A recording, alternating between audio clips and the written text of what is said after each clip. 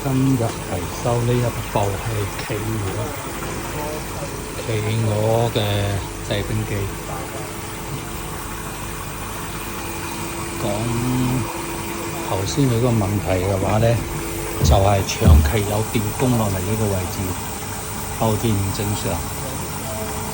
因為正常嚟講，佢唔應該有長期供電落嚟嘅，所以導致到佢呢個位置嘅話，長期有水入。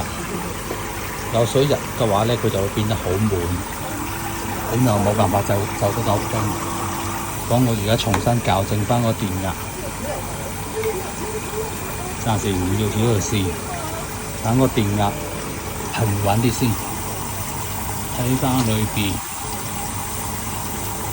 啲銅管好靚，1分錢1分貨，因為佢用啲件絕對唔係差件。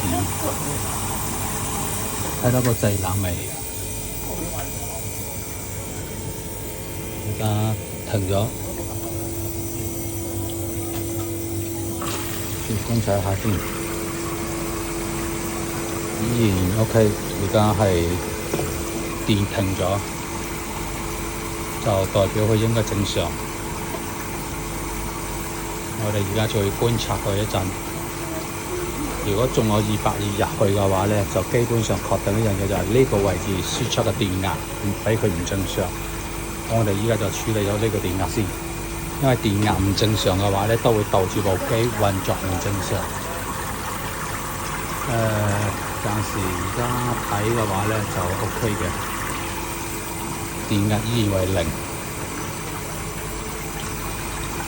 睇下呢個水泵啊，呢個水泵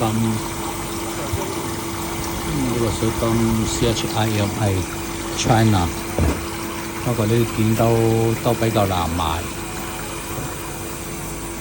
呢兩個部分係嗰個燈喉同埋嗰個水溫傳感器，呢幾個部分去壓縮機度。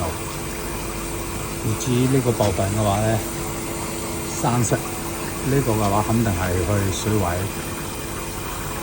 佢有雙震水，而呢個管係漏咗出嚟，急咗。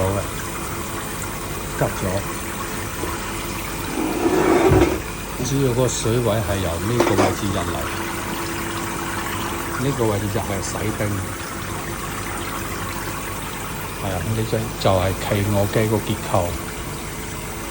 喺保溫同埋製冷方面係可以嘅。嗰個壓縮機嘅話都係意大利進口壓縮機，所以呢就係1分錢1分貨。國產機邊嚟嘅呢種嘅質量咧？